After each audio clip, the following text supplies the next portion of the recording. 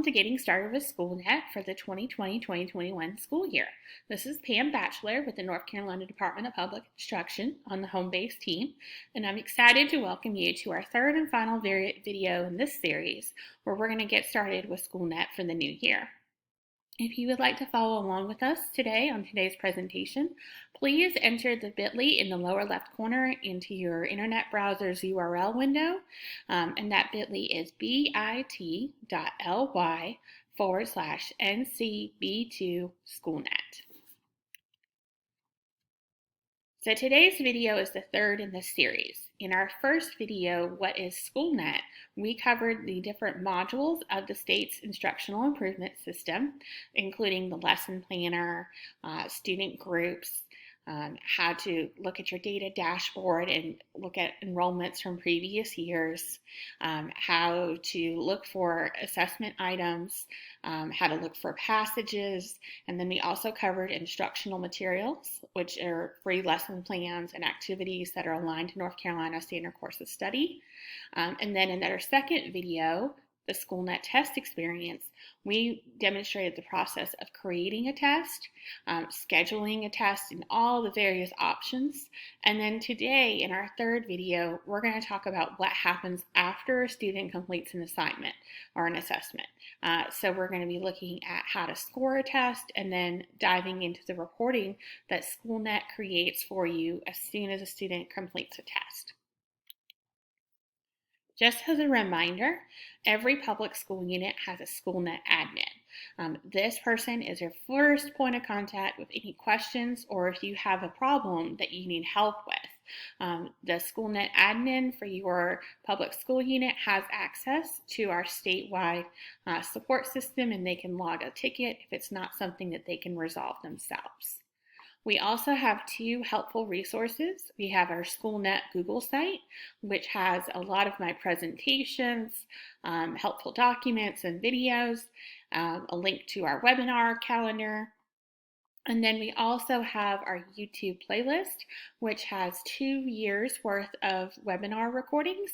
So if you really want to take a deeper dive into Schoolnet after you've watched these 3 videos and maybe you have some specific topics that you want to cover, I encourage you to look at that YouTube playlist. I've gone over quite a few scenarios for using Schoolnet, including using it with our younger students.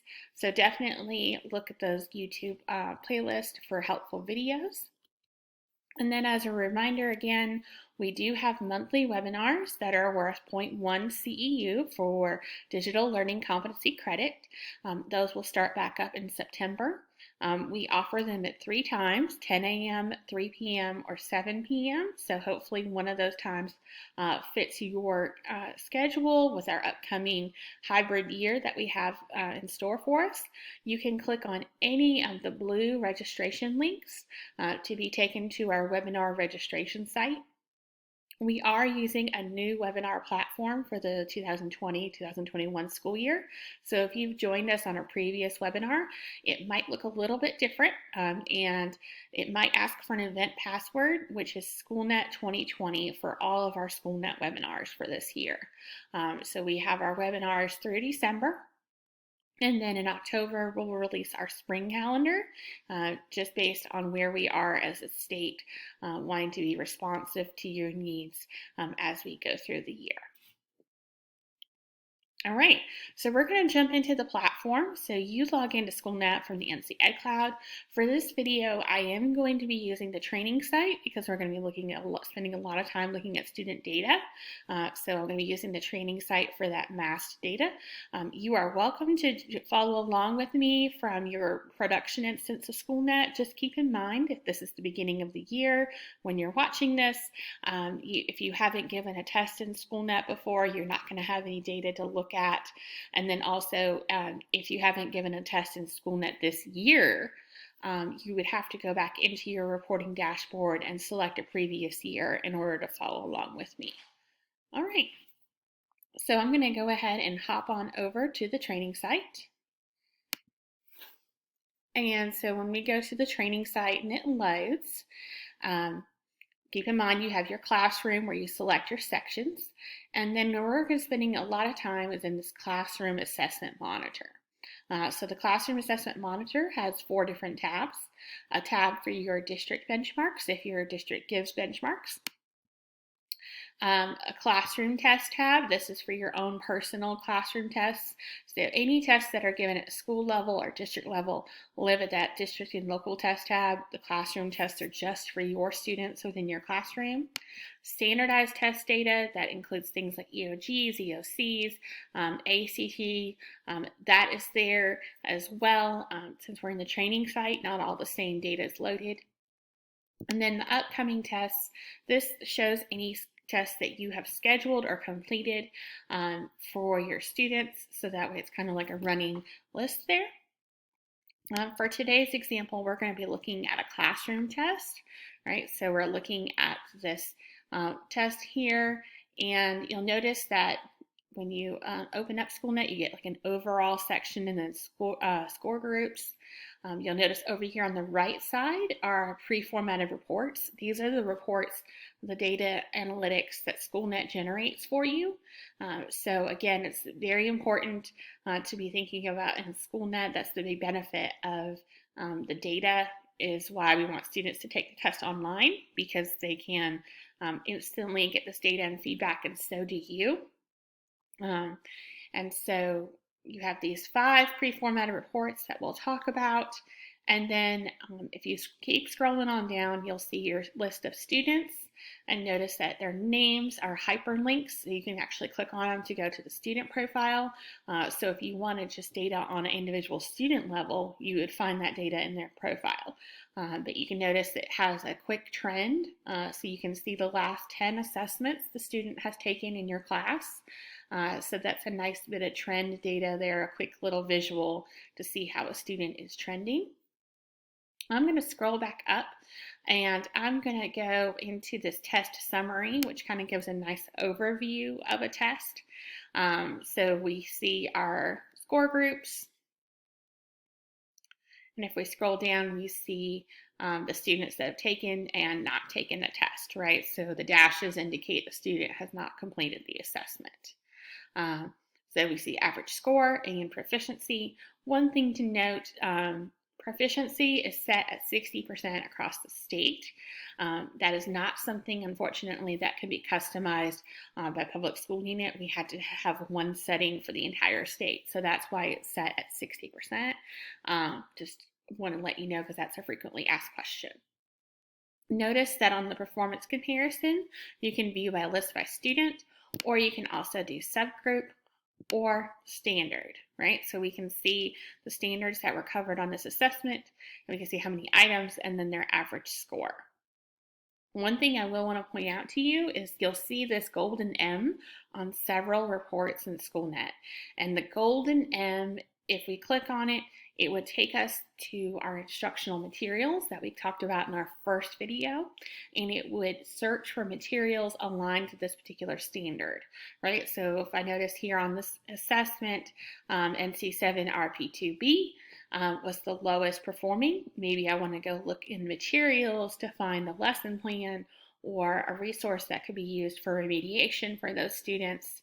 If I click on that M, it would actually search the instructional materials for resources that are aligned to this standard, excuse me. So very helpful. Whenever you see the golden M, I always encourage folks to know what that is and click on it, so that way you can get help getting the resources that you need according to the instructional data that you're looking at.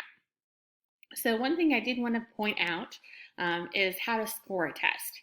So you can actually go and open the test details from this test summary report, and that's one way to score a test.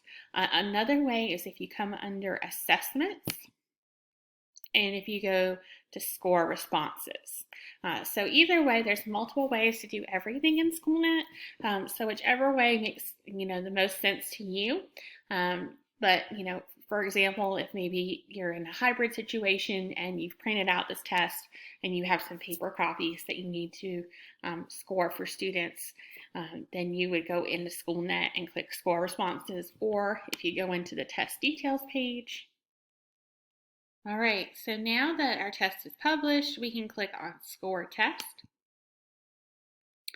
And when you click on Score Test, you have a few different options on how you can score. You can look up a student individually by their name. You can locate a section. You can upload a file. So we do have a template spreadsheet that you can download and quickly input student answers, and it will include your student ID numbers for each student, and then you can re-upload that file. So depending on what type of hybrid learning that's going on in your classroom, that might be another one. And then there's also an online test bulk scoring. This is where you can see if any students' results are pending. So sometimes what happens, especially if a student is taking a test at home, maybe on a hotspot, they submit it, but it kind of gets hung in the system. This happens rarely, but I did want to show where this is, so that way if a student has reported that they were taking the test and maybe their internet went out for whatever reason, you would be able to see pending tests here, and then you can click on that force score test, and then it will submit that test for the student. So to locate by student, you're going to enter their name. Since I'm in the training site, my students don't have names, they have numbers. So we can search by that student's name. We click on edit. All right, and it will, let's see, go ahead. And here's the score test page, right? So I can see the questions, and I can go in and click for them.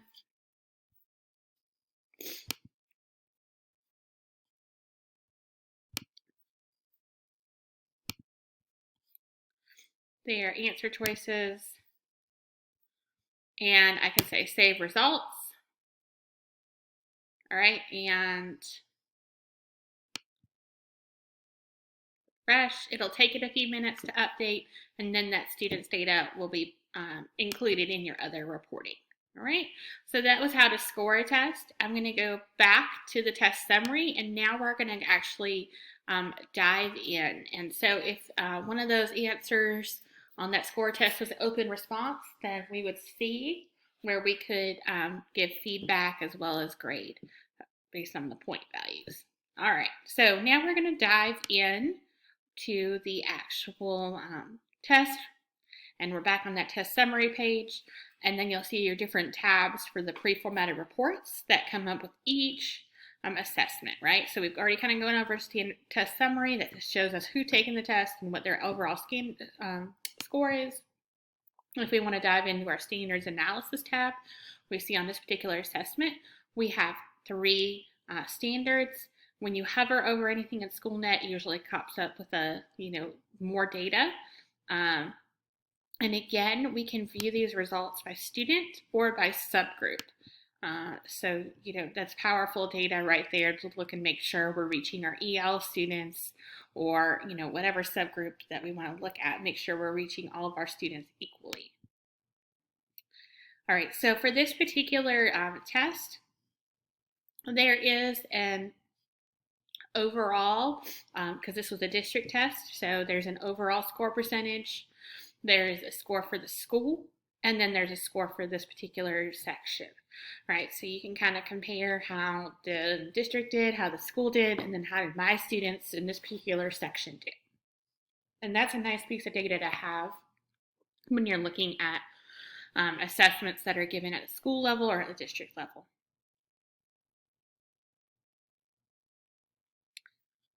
All right. Again, the numbers next to the standard, that indicates how many items were on the test. So for this 10-question quiz, there was 4 from the standard, 3 from the other 2 standards. All right. Item analysis, this is probably a report that teachers use quite frequently because it's going to kind of walk you through your test. It does take the longest time to load, especially depending on how many items you have. So if you were given like a 50-question assessment, you might have to wait for a minute or so for standards for everything to load. And I'm in the training site, so it might take just a little bit. There we go. All right, so our item analysis, we have each item, and you notice the items now are blue. That means we can go and click on the items, and it'll actually load the question. We can see the standard. We can see the point value, the correct answer, and our section-wide percentage, right? So where it says sorting, we can order by our item number, or I like to order by our percent correct, because a lot of times we have a limited amount of time when we're looking at data. And so I really want to look at these items right here that have the lowest percentage, all right? So I can see, okay, item 1, the correct answer was C. And if I look, it looks like most of my students here picked B or A, right? So maybe if I go ahead and look at this item, and then we can review it as a class to see what the misconceptions are and why they chose A or B over C, which is the correct answer. So you can do the same thing for all of the different items on the assessment. And you can also see, the student didn't respond. Why was that? And then if you go down, it just shows you the standards alignment again for each question. So item analysis is very useful reporting to kind of see, exactly where it is. Also in my second video, I talked about recording student response times. And if you select that option when you schedule a test, you will see the response times on this item analysis sheet. So there would be another column here where it would show how many seconds or minutes each student took on each item, right? So that's helpful information to know, if they spent 3 minutes on a problem and then they got it incorrect, or, versus if they spent, 10 seconds on a problem and they got it correct. That's a good bit of data to have. The next report I'm going to show you is my favorite. This is Standards Mastery. So this is a cumulative report. It's going to build as you go through the school year. And it keeps track of which standards you have assessed, and it puts your students in groups for you based on where they are, based on that most recent assessment. All right, so, I can go through, I can see how many times I've assessed this particular standard, how many items have been total, right? And then all of these numbers are hyperlinks, right? So if I click on this 7 here, all right, that takes me to this individual standard and then my student groups. And of course, where I would have here are names, and I have numbers, and you would have your names for your students. Now, I do want us to look at the undetermined. So undetermined means most frequently that student hasn't completed the assessment that had items for this standard, right? So they're undetermined because they haven't taken the test yet. Is the most likely cause for that. All right.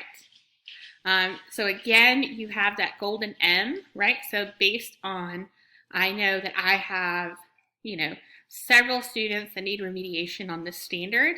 I can use that M to go find a lesson plan or resource in Schoolnet for those students, and then use the Standards Mastery Report to know which students to pull. So if you have, built-in remediation time into your schedule, or maybe you're going to schedule, since we're in hybrid learning, you're going to schedule like a small group Google Meet session with the students to go over the standard. I can see, okay, I need to make a meeting with these 5 students, and I'm going to use the golden M to find the material from Schoolnet that we can go over together using, our meeting platform. You can also export almost all of these assessments and reporting from Schoolnet into PDFs.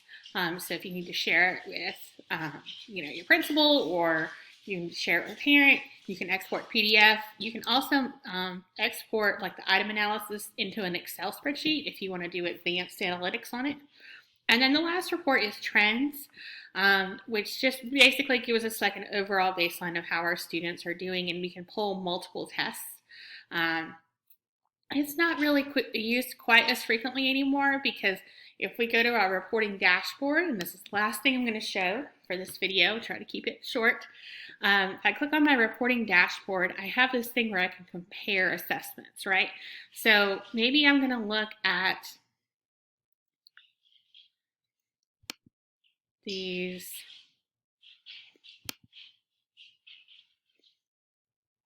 three assessments, right? So notice as I check those boxes down here at the bottom, it says compare assessments, and I can click on compare. All right, and then I can, how do I want, what data elements do I want to include, right? So maybe I'm just looking for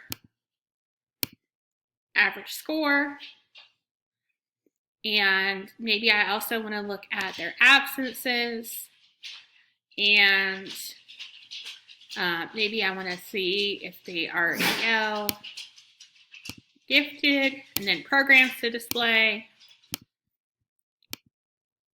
The reason why there's programs as well as these data elements is because they're different information. So if you're interested in EL or gifted, make sure you choose it as a data element as well as a program area to get the most amount of data. All right, so I'm going to generate my report now. And you can see performance comparison as well as standards comparison, right? So here are the different standards that were covered, and I can look and compare and see how my students did on these three assessments. Assessment comparison is great, but maybe, I've just chosen 3 tests that I gave this year. Maybe I want to go back and look and compare how my students did last year. Maybe I gave these same tests last year and I want to see, kind of compare student groups. You can, if you go right here where it says add assessments, it's going to pull back up my assessments. And remember how we get to previous year data is where up here at the top right corner of the reporting dashboard where it says current enrollment, we're going to go back and pick a previous school year. And that's going to take a second to load. And then based on, maybe we'll take this test and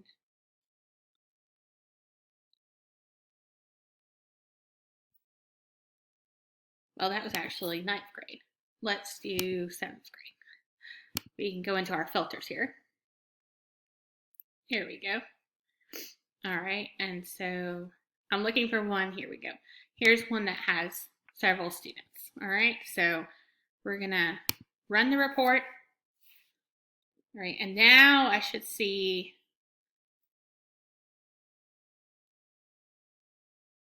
the difference standards between the tests that my students took last year and this year, right? So now I see that updated. How did my students do last year, which is that blue color, to how they're doing this year. Okay, so wonderful information. You can really dig deep with these comparison reports. You notice that all of these are radio buttons, that you can go in here. So if you really want to dig down into your students with their subgroup, then you can definitely go in and pull all of these different assessments. One thing to note is that your assessments and the data that you see is going to be limited based on your role, right? So as a teacher, you're just going to see the tests that you've given or that your students have taken, right? And so if you are a school administrator, then you'll get to see everybody at your school. And then if you're a district level or charter school level admin, you'll get to see everybody. And then you can make a comparison report with as much data as you want, up to 10 assessments. So you can definitely choose assessments from different years.